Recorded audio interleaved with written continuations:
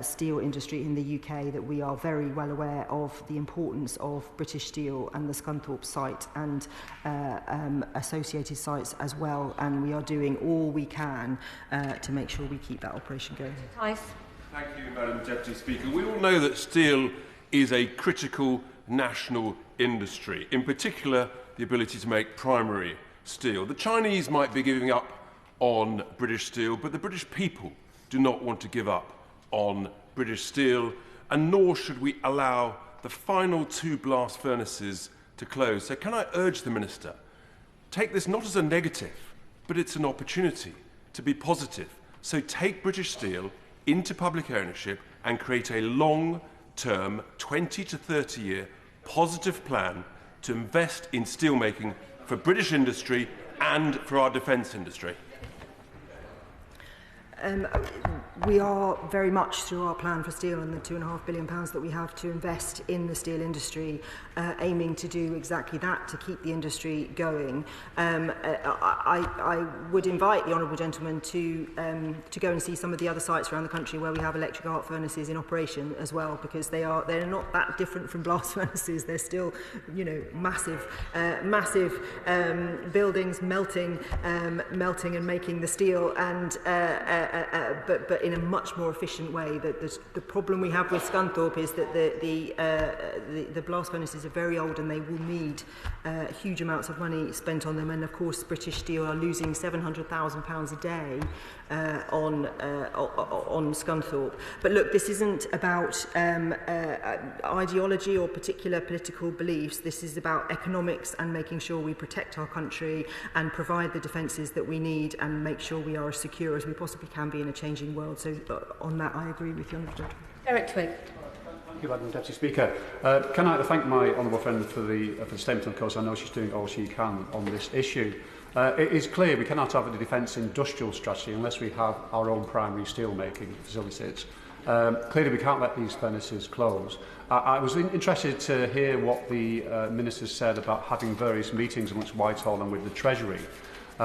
Therefore, can she tell me when she's likely to be able to come back to the House and report about what progress has been made in terms of dealing with this issue now, but also, and a more important one in the longer term, is a long-term steel strategy, not just over 5 or 10 years, but 20 years or more? Minister. Well, I can reassure my honourable friend that the Treasury are completely committed to having a plan for steel. We talked with the Chancellor in opposition a lot about this, just as we have in government, and the very generous offer that was put on the table to British Steel was signed off, as is quite right, by the Chancellor and by the Prime Minister, and they're both committed to this. We are coming back in the spring with the steel plan, where we will set out how we will spend the rest of the fund that we have. In the meantime, I again would urge British Steel to come back and talk about the offer that is on the table and see if we can come to a deal. Andrew Morrison.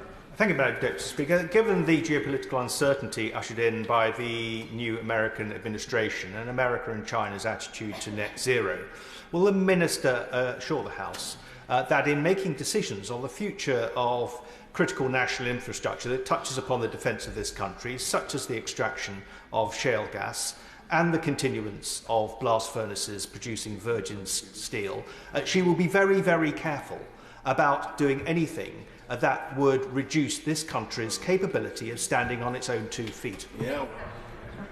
I will certainly make sure we don't do anything that reduces our ability to stand on our own 2 feet. I can give him that assurance. Mark Ferguson. Thank you, Madam Deputy Speaker. And I thank the Minister for her comments on the National Steel Strategy and for agreeing to meet the owners of Union Electric Steel in my constituency. But does she agree with me that continuing to be able to produce cast steel rolls in the UK is an essential part of the steel strategy which will benefit Scunthorpe, Port Talbot and other communities? Can I thank my honourable friend? I'm very much looking forward to the meeting with his constituents, who are a very important part of the steel chain. Of course, there are many different products that we make, very many different assets that we have in the UK that we need to protect beyond the big 6 steel companies. So I think he makes a very important point. Graham Stewart. Thank you, Madam Deputy Speaker. It's now clear that domestic virgin steel production is a national security imperative. acting on it isn't acting on a whim. Can the Minister respond to her colleagues behind her and on this side of the House in recognising that it's a national security imperative? Therefore, whether it's nationalisation, golden shares, the other issues being put over, if it's a national security imperative, we must act. Regardless of technology, we must act. Can the Minister please tell the House that she agrees with that? Madam Deputy Speaker, you will recognise these conversations that we are having from your position when you were the Minister, and indeed the newfound enthusiasm for virgin steelmaking that the opposition have that they didn't have in government at all. We will make sure we're doing the right thing. There are some important points. We do not have time at this point to go into this conversation. I'm very happy to have it with the honourable gentleman. There are some important points to make here. We make a lot of our steel for defence, not from primary steel. We make a lot of it from electric arc furnaces. It's about getting the right mix, and that is what we will make sure we do.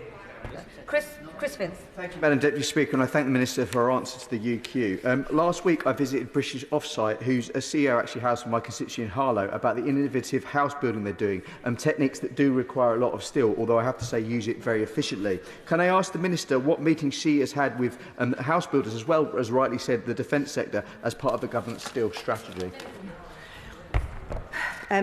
Can I thank my honourable friend for the question? I meet with the house builders regularly. I've got some meetings with them today. And of course, the production of steel and the recycling of steel is really important in construction, as is some of the offtakes from steel, which you can then use to make cement. And again, the recycling we can do on that front as well. So we need a lot of steel to build the 1.5 million homes that we want to build as a government. So we need to make sure the steel industry is strong.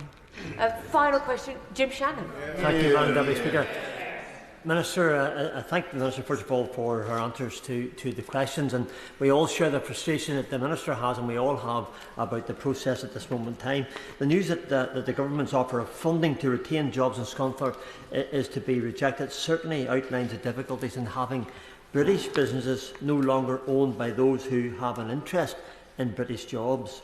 But my thoughts are with the workers who are sitting today looking at their children and their mortgage repayments and are wondering just how they can make it all work out when all they want to do is work. So how can government and the Minister give confidence to those workers in Scunthorpe and indeed these industries throughout the United Kingdom of Great Britain and Northern Ireland who rely on that steel to know that a way forward can be found for them? Thank you. My honourable friend is absolutely right to talk about how we can give comfort in what is a very difficult time, and we're not shying away from that at all. The immediate support that we will provide through DWP and the Department of Education is important. If it comes to closure, then there will be a big transition board that will make sure we're supporting people as much as possible. They're getting skills, they're getting training, of course, as he would expect. But you know, the comfort we can give to people now is we are trying as hard as we can to make sure this doesn't happen. That is the end of the urgent question. I'll give the front benches a few moments to shuffle over.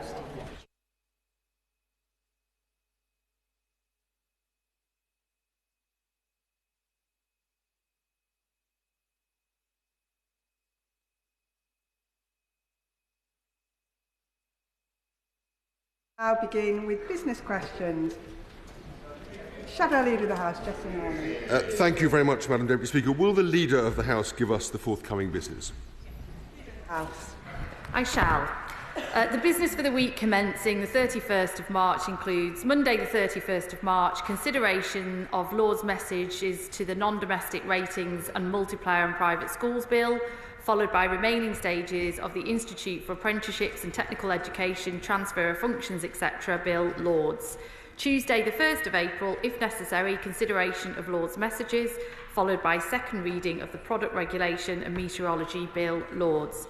Wednesday the 2nd of April, if necessary, consideration of Lord's messages, followed by motion to approve the draft infrastructure planning, onshore wind and solar generation order 2025, followed by motion to approve the draft motor vehicles driving licence amendment number 2 regulations 2025, followed by motion to approve the draft whiplash injury amendment regulations 2025. Thursday, the 3rd of April, general debate on the impact of digital platforms on UK democracy, followed by general debate on access to sport and PE in schools. The subjects for these debates were determined by the Backbench Business Committee.